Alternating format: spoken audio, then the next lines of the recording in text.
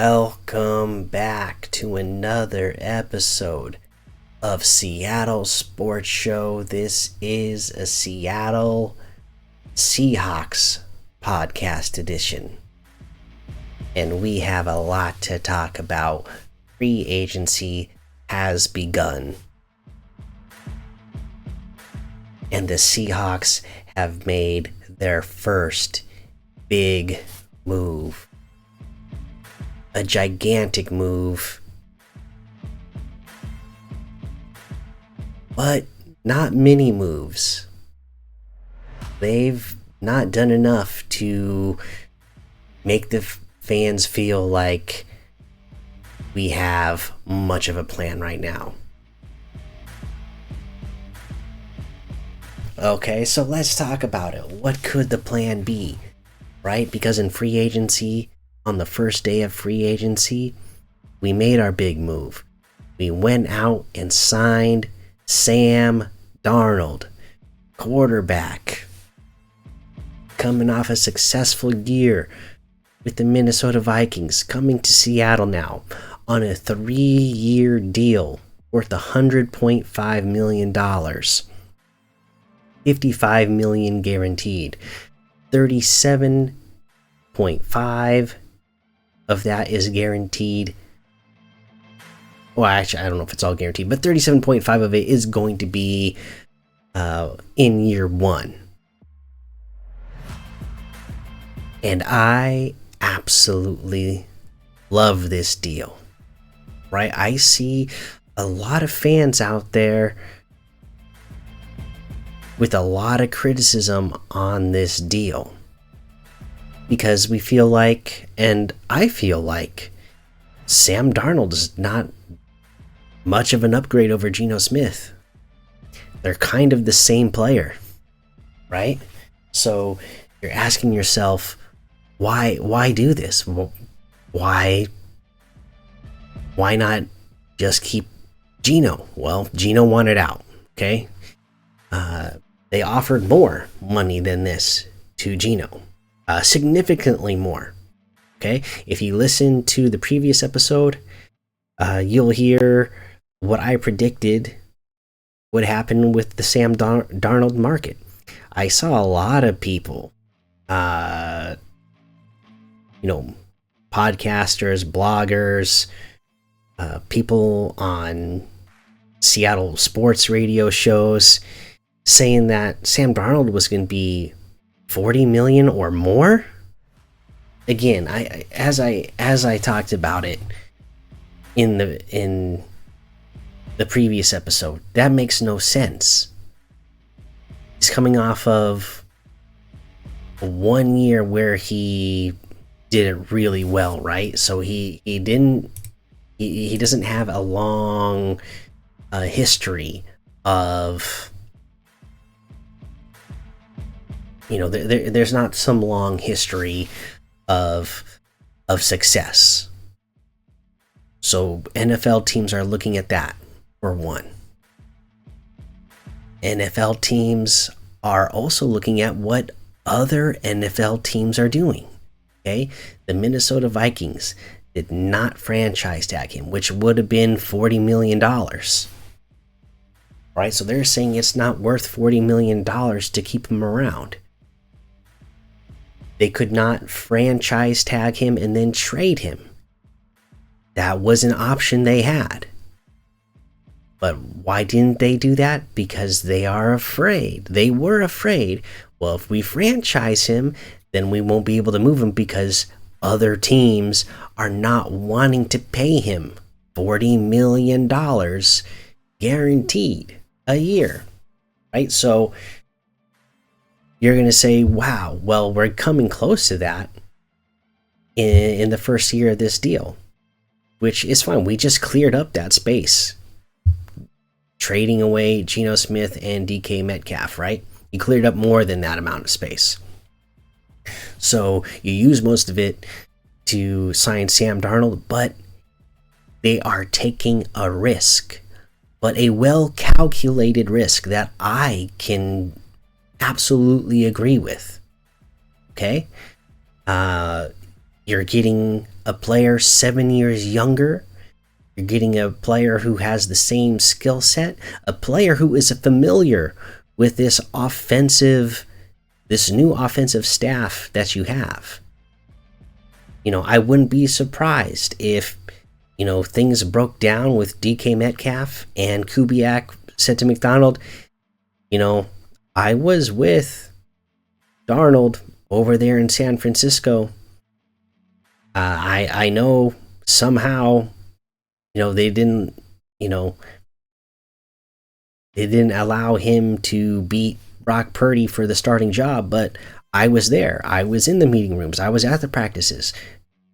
Kubiak would know. Does this guy actually have it? Kubiak was saying that he was excited to come here because he thought Geno was good. Well, if he thought Geno was good, he's gonna think that Sam Darnold is good, right? I mean, we're not talking a huge difference in skill set. You're not declining, and maybe you're potentially not you're not improving either. But at the price you're paying, it's not that much of a risk. Like the amount of risk you're taking in this is going to be well worth the reward. Because if it does pay off, if it turns out Sam Darnold, just like Geno Smith, had a rough beginning of his career, but then figures it out at some point, and then he just becomes this above average player the rest of his career, then you're getting him for the next 2 years for pennies compared to what quarterbacks are getting paid in the NFL. And that's a dream scenario, because if you're not paying your quarterback big money, that means you have the money to afford that offensive line that will help him, play good, and help the team in general play good. It'll help you keep the players that they've kept, like a Ernest Jones, like a Jaron Reed, like a Byron Murphy when that comes up, like a JSN when that comes up. All right, so yeah, I think this is actually a fantastic deal. I can understand why some fans would be alarmed at this at first, that they're seeing the biggest stars of our team the last 3 years, that played together for the last 3 years, just suddenly leave, and now you're replacing it with Sam Darnold. Well, I'm here to tell you, Sam Darnold, he's got the skill set, he's got the familiarity with the system, he's got the familiarity with the coaches. And this is a risk. This is the kind of risk I want the Seahawks to take, okay? Because it was either this or just like absolutely go just get trash, right? Like, and sign trash. Don't draft trash. That's the other thing that has me excited, because signing Sam Darnold to this sort of deal should exclude us from overreaching for a quarterback in the first round. We shouldn't be getting, we shouldn't be trying to trade up at this point to go get like a Cam Ward or to go get a Shedeur Sanders and, Lord help me, try to draft a Jackson Dart in the first round. Thank the Lord that is not going to happen now.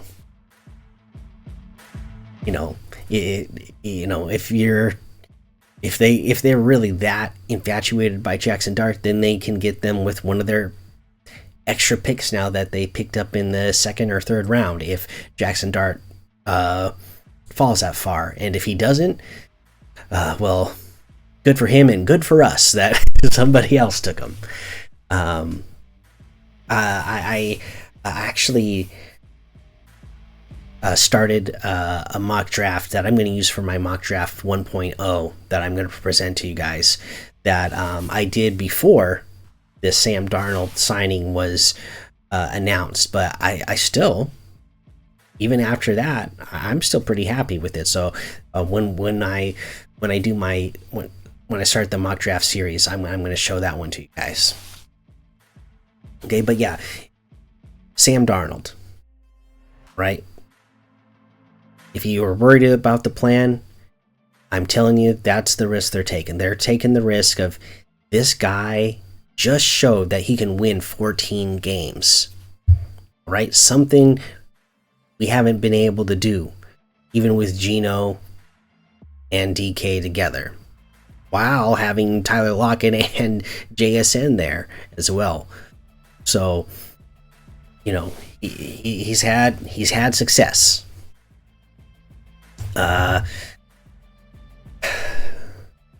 So you take the risk that, you know, he could really be that good, or, you know, maybe he ends up, it was, you know, a Cinderella situation. He turns back into a pumpkin. But again, because of the way they structured this contract, after this year, boom, no problem. See you later. We're moving on. So yeah, I think it's a really great deal. Now, the part that fans are, you know, still has them anxious, and this part still has me very anxious, is that offensive line. And what are they planning to do with it? Is there a plan for the offensive line? A little bit before I started recording this episode, it was announced that we are signing Josh Jones on a 1-year deal. I think it's like $4 million, something like that.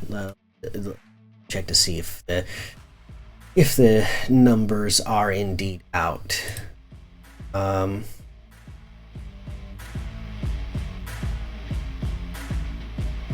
Yeah, 1 year, 4.75. So, you know, it's a 1-year deal. That's all going to go against the cap. But again, you got rid of George Fant. Save that. You're replacing George Fant with a Josh Jones, which, great. He will be a great depth piece. You know, again, he's only 27 years old still, but he is, you know, a guy that plays tackle and guard. You know, you can move him around. He can be your depth piece. You know, if Abe Lucas, you know, continues to have, you know, struggle with his knee issues, if somebody goes down at a guard position during a game and you need him, he'll be that guy. He is, you know, what they signed him for. He's filling that George Fant role. And I'm not going to complain about that. But I am going to complain a little bit that we haven't done more yet. I mean, look at what the Bears are doing, right? The Bears, they traded for Thuney. They signed Drew Dahlman today, somebody that I was interested in. You know, there's still options out there, but we know John Schneider.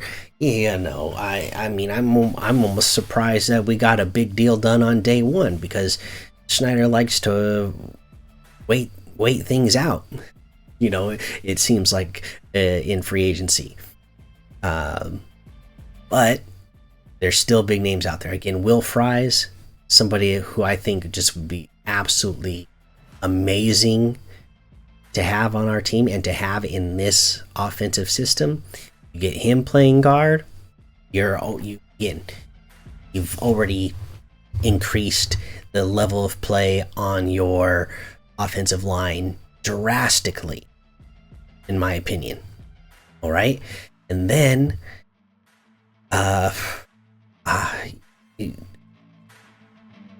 again, you have choices on how you're going to improve the other guard spot and the center spot. You can go after one with one of your high picks in the draft. You can, you know, you still can sign. And I mean, again, we signed Josh Jones here, but 4.75, that's backup money. And again, remember, we just with all the moves that we made this last week, we got ourselves into the position to have the 5th most cap space in free agency. So that 4.75, that's snub. We still got plenty of space to go that you can afford. Somebody like a Will Fry, or can't think of anybody else off the top of my head because I've just been thinking about Will Fry so much. But you can get something like that done, after signing a Josh Jones here. And then, yeah, some of the guys that they've drafted over the last year or 2 years, you hope develop as well. Christian Haynes, it's only going to be his 2nd year.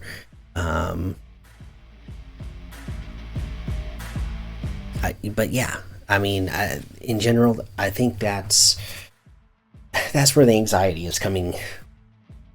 With the plan right now is this going to happen? What I'm afraid of is we signed all these great.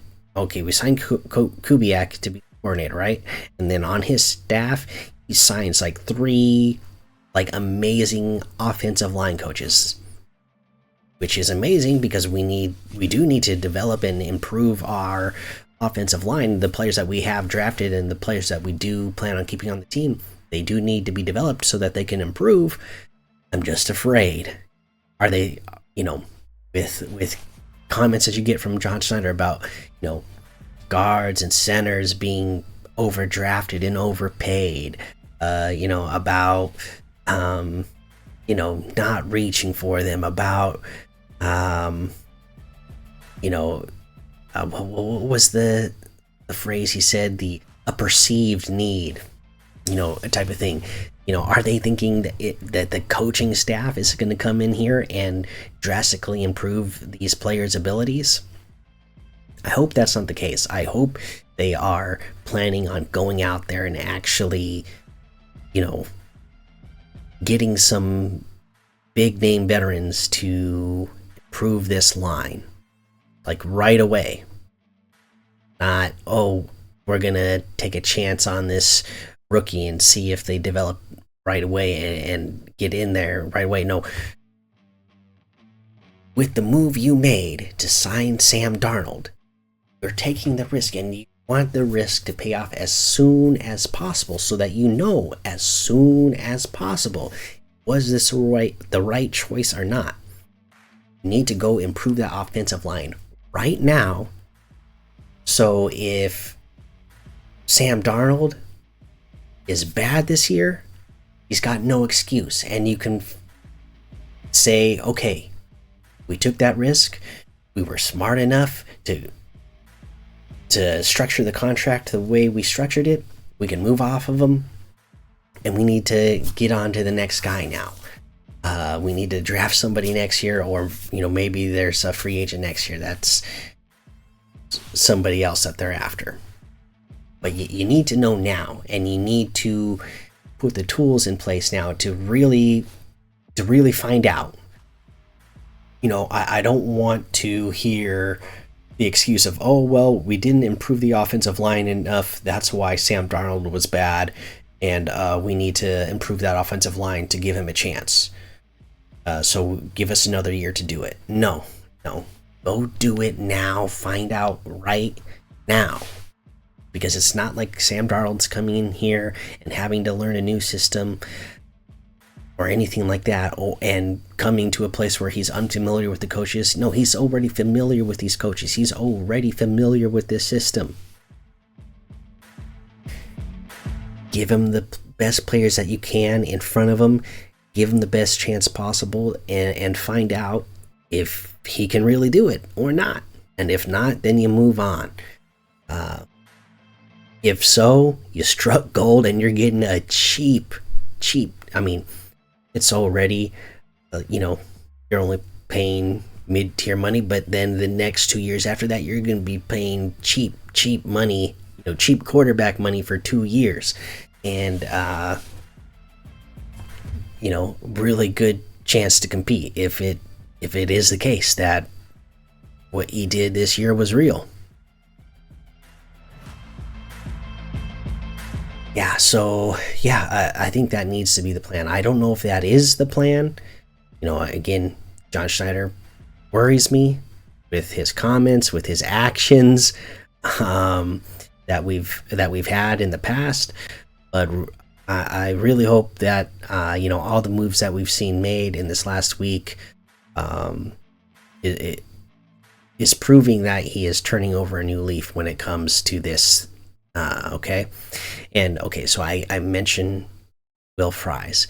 He hasn't been signed yet, but before I sat down to record this, they were saying that it's looking likely like Seattle will land the guy they want the most that's out there, Will Fries. So if it happens during this recording, which I don't think it will because I'm recording, it's almost midnight, so I doubt anything's going to get done right now. But if I wake up in the morning and I find out that we signed Will Fries, I'm going to be ecstatic. I am going to be so happy. All right, so yeah. Again, I see a lot of anxiety from fans online out there, and just RELAX,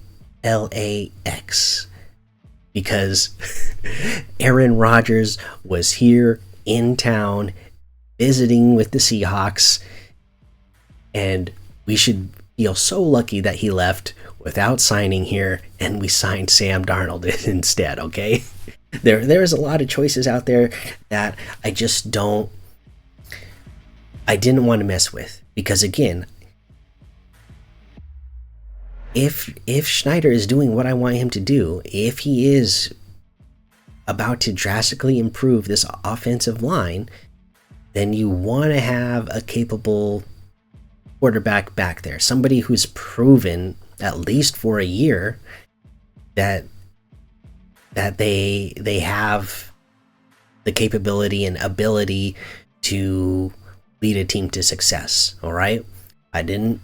If you get that good offensive line, you don't, or to attract a good offensive line, you didn't want to have a Zach Wilson, you didn't want to have a Justin Fields, you didn't want to have a Jackson Dart. You didn't want to. You needed to get yourself in a situation where offensive linemen go, okay, yeah, I will block for that quarterback. I can get behind blocking for that guy. I can get behind going to this team to help this guy be successful. So I think they made the right choice. I think, and again, that's based on seeing the details of the deal now. It is what I was expecting that his market to be, just based on, again, I just don't understand why so many people were saying it's going to be over $40 million. I mean, just based on what we've seen in the NFL in the past in these types of situations, it should have been pretty obvious that was not going to happen. So, got him at what I assumed you should be getting him at. We, just like I said, wanting on a short deal, we got a short deal, especially when you think about how easy it is to get out of the deal after a year or 2 years if you want. So yeah, I think there is a plan. I don't think that they were. Okay, I think they were completely blindsided that Geno and DK both wanted to trade, like, on back-to-back days. But I don't think that they weren't prepared for that. To me, it seems like they were prepared because they moved so fast. Again, remember, Geno Smith said he wanted out Thursday night, gone by by Friday afternoon. DK took a few more days, but they got him out. and they got value for those guys, and I think they have a plan. I think they knew what they could do with that cap space. I think they know what they're targeting in this year's draft.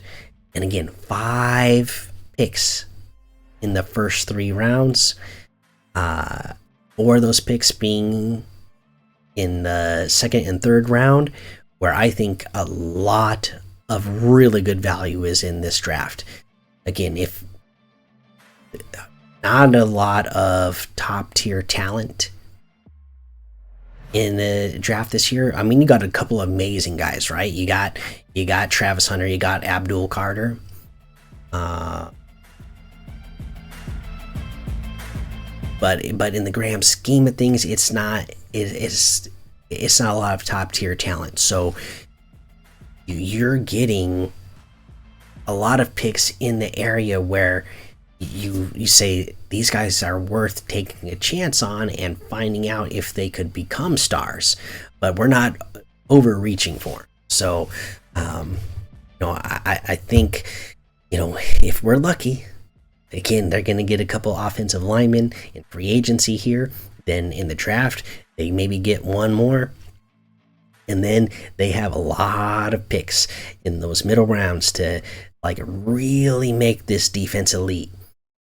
Get a safety, get another couple defensive linemen. A lot of ways you could go with this. All right. I think I've talked enough about this, right? I think there's been a plan the whole time. The plan was, let's go get our guy Sam Darnold. Let's improve this offensive line, and let's compete right away. I don't think with the culture that John Schneider built here with Pete Carroll, I don't think he's ready to just throw that away. I think it's still always compete with him, and he's not, this is not a rebuild. Again, you didn't totally tear this thing down. You got rid of 2 aging players who wanted a lot of money. So you're retooling at a couple positions, but I think they've taken care of the quarterback. There's plenty of ways to, replace the receiver. You just got to worry about getting that offensive line. All right. And that's what I have to say about that. So let me know, what do you think about Sam Darnold signing here? For the contract that he signed here for, do you think it was a good move? Are you one of the fans upset about it? Or are you ecstatic? Or are you just like me? You're just excited to see what this could bring, what the potential is here. That's how I am. I'm excited that I'm excited that this could be a really successful move. All right, so please hit the subscribe button, hit the like button, leave those comments, and until next time, go Hawks.